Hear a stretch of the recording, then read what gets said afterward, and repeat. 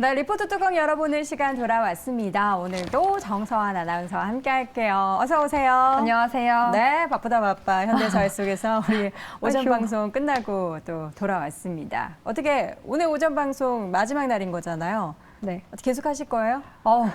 저는 정말 최일만 앵커님 그리우시죠? 너무 그립습니다. 오래오래 해주셨으면 좋겠고 좋은 공주도 이 자리를 꼭 오래오래 지켜주세요. 알겠습니다. 우리 또 정서환 아나운서가 진행을 하다 보니까 우리들의 고충을 또 알아주는데 그래도 계속 이렇게 코너만 할 수는 없어요. 언젠가 이 자리를 끝까지 지켜줄 그날을 기대하면서 오늘도 리포트 두 가지 열어보겠습니다. 한숨 너무 쉬네요. 자, 첫 번째 리포트부터 뚜껑 열어보겠습니다. 네, 열심히 그 과정 중에 하나죠. 오늘의 뚜껑 바로 첨보고요. LFP 배터리 확대 그 최대 수혜 기업으로 네. 유안타증권에서는 첨보를 꼽았습니다. 네, 오늘 LFP 관련해서 저희가 이성호 이사와 함께 여러 가지 이야기를 했었죠. 첨보의 주가는 9% 넘게 오늘도 상승을 하고 있고요. 26만 7천 원 기록이 되고 있습니다. LFP 이야기 하면 테슬라 이야기를 또 빼놓을 수가 없죠. 맞습니다. 그만큼 또 시장이 너무나 큰 기대를 했던 테슬라의 인베스터 데이.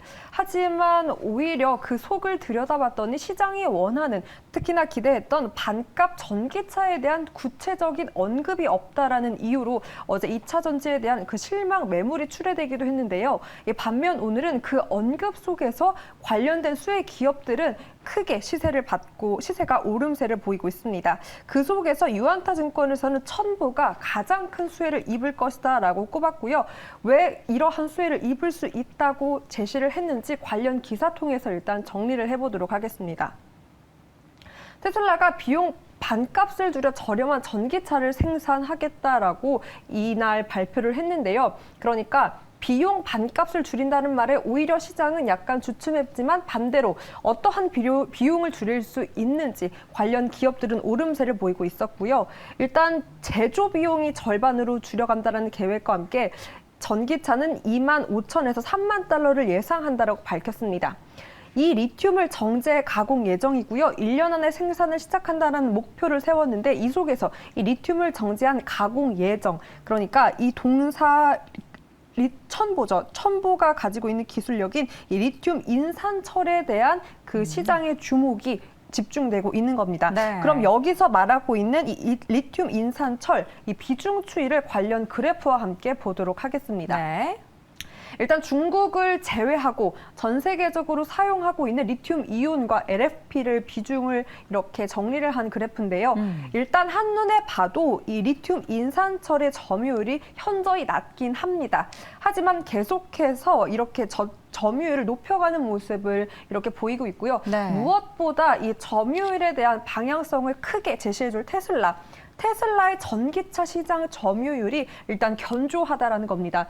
1위는 BYD 그리고 2위는 테슬라인데 여전히 시장 대비 양호한 판매량을 기록하고 있고 1월 시장 점유율 특히나 12% 정도 높게 나오면서 이러한 테슬라가 향후 지목한 배터리, LFP에 대한 수혜를 이 첨보가 고스란히 받을 수 있지 않을까라는 해석에 오늘 시장 주가가 이렇게 크게 퍼포먼스를 보여주고 있는데요. 그렇다면 이 LFP 확대 대표 수혜주가 왜 첨보가 될 수 있는지부터 한번 정리를 해보도록 하겠습니다. 네. 일단 첨보는 이온 전도 향상을 위해서 이 삼원계보다 높은 농도로 적용되는 이 특수 리튬염 그리고 첨가제를 생산하는 기업인데요. 이 때문에 F전해질은 중국 기업들에 비해서 높은 가격 경쟁력을 확보하고 있다고 합니다. 그리고 P전해질은 독점 기업으로 이 LFP 확대를 수혜를 고스란히 받을 수 있다. 그러니까 경쟁사 대비해서 훨씬 더 실적 개선에 도움이 될 것이다라는 전망이었고요. 또한 올해부터는 고가의 기존 제품 대신해서 저렴한 원재료를 변경한다고 합니다. 제조원가 30% 절감 제조법을 적용할 예정이기 때문에 이를 통해서 유럽 그리고 미국 여기에 또 중국까지 이 글로벌 시장을 점유율을 빠르게 확대할 것이다라는 긍정적인 전망도 내세웠습니다. 네, 첨보가 기대할 수 있는 시장이 계속해서 확대된다라고 하는데요. 지금까지 실적도 사실 괜찮았지만 그럼 앞으로 실적 성장을 더 기대해 볼 수 있겠네요. 네, 올해 일단 매출에 대한 전망치를 한번 숫자로 확인해 보도록 하겠습니다. 사실상 전망이기 때문에 이게 가시화되는 게 더욱더 중요하긴 할 텐데요. 일단 유안타증권에서는 이 첨보 올해 매출은 전년 동기 대비 65% 그리고 영업이익은 68% 정도가 증가할 것이다라고 추정치를 내놨습니다. 일단 이렇게 추정을 할 수 있었던 이유는 추가 양산 계획을 밝혔기 때문인데요. 22년 전해질이 4,700만 톤이었습니다. 올해는 17,000톤으로 생산 능력을 확대할 것이다라는 예상치를 내놨기 때문에 아무래도 이러한 것을 반영해서 전년 대비해서 이러한 영업이익 쪽에 68% 증가를 예상할 수 있었습니다. 특히나 이러한 생산 능력 확대로 외형 성장이 본격화될 것이고 앞서 짚었던 대로 점유율 확대 전략을 통한 유럽, 중국 중심의 성장이 특히나 기대된다라고 밝혔습니다. 네, 자, 첨보의 주가의 움직임을 보도록 하겠습니다. 오늘장 강한 상승을 보이고 있고요. 지금 목표 주가로 제시돼 29만 2천 원 대비해서 지금 주가와의 괴리, 그러니까 상승 여력이 사실 한 10% 정도밖에 되지 않습니다. 왜냐하면 한 20% 정도였는데 오늘 10% 올라버려가지고 상승 여력이 많이 줄었는데요. 이렇게 보니까 박스권 상단을 뚫어내려는 그런 움직임들이 오늘자 나타나고 있습니다. 물론 윗꼬리를 단 부분이 좀 아쉽긴 하지만 추후에 관련된 시장의 성장에 따라서 매출 증가가 일어난다면 목표 주가도 그리고 현재 주가도 더 레벨이 올라가지 않을까 싶은데요. 관련한 움직임들 기대하며 지켜보겠습니다. 첫 번째 종목 첨보 함께 확인해봤고요. 이어서 두 번째 리포트 뚜껑도 함께 열어보시죠. 뭔가 앵커와도 어울리는 뚜껑 같은데요. 저 여기 좋아요. 네, 신세계입니다. 들어와. 일단 1분기 우려하던 피크아웃 없을 것이다라는 NH투자증권의 보고서고요. 네. 목표 주가 30만 원을 유지했습니다. 네, 신세계 오늘장 주가 역시나 강하게 오르고 있습니다. 현재 주가 보도록 할까요? 현재 주가입니다. 5.78% 오름세 보이고 있고요. 21만 9,500원 기록이 되고 있습니다. 자, 우려도 했는데 실적도 좀 나쁘지 않은 것 같아요. 네, NH투자증권에서는 신세계에 대해서 백화점 그리고 면세점이 모두 시장의 우려와는 다르게 그래도 양호하다라고 평가를 내렸습니다. 시장이 우려와는 달리 그렇다면 여기서 시장이 우려했던 부분은 어떤 것이었을지 관련 기사부터 보겠습니다.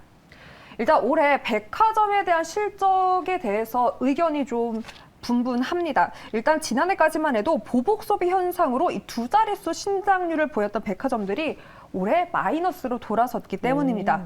특히나 주춤했던 건 바로 백화점 명품 매출. 이 롯데, 신세계, 현대, 백화점 3사에 따르면 올해 1월부터 2월 이렇게 두 달간 명품 카테고리 매출은 전년 동기 대비 5% 안팎의 성장률을 보였습니다.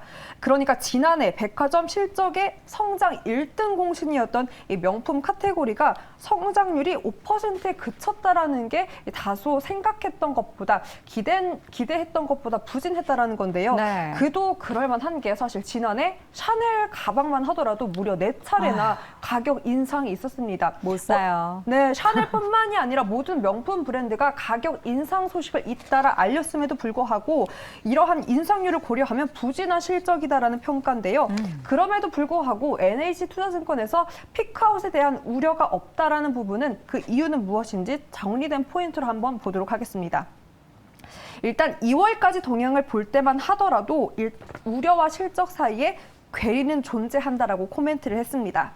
일단 면세점 역시 1분기 매출은 감소를 했습니다. 하지만 아까 짚었던 대로 백화점 1, 2월 누적 기준으로 기존점의 성장률은 이어가고 있고 이 무엇보다 마진율이 큰 맞춤형 쇼핑, 이 FIT 비중 상승과 특허 수수료 관련 환입 이슈가 더해지면서 영업이익은 그래도 흑자 전환을 보일 수 있다는 가능성을 내세웠는데요. 이 때문에 우려에 비해서 1분기 피크아웃은 없을 것이다라는 판단입니다. 네, 자 앞으로가 기대가 되는데 사실 이제 적극적으로 명품 외에 관련된 다른 품목들의 매출이 증가할 수밖에 없는 시기가 이제 봄도 오고 우리가 마스크도 벗게 되면 다양한 품목들에 대한 매출이 많이 늘어날 것 같은데 어떻게 좀 전망되고 있을까요? 맞습니다. 일단 의료와 그리고 면세점에 대한 기대를 내비쳤는데요. 네. 영업이익이 우려와는 달리 양호한 실적을 보고할 수 있을 것이다라는 전망입니다. 올해 1분기 매출은 면세점 따이공 관련 알선 수수료 조정 영향에 따라 감소할 수도 있으나 일단 중국과 일본끼리 열렸기 때문에 그래도 개선을 보일 것이다라는 전망이고요. 일단 또 이 지난 1월 30일부터 실내 마스크 의무 착용 정책이 완화된 이후에 마진율이 특히나 높았던 의류 판매가 개선을 보이고 있기 때문에 영업이익 흑자 전환 가능성을 높였습니다.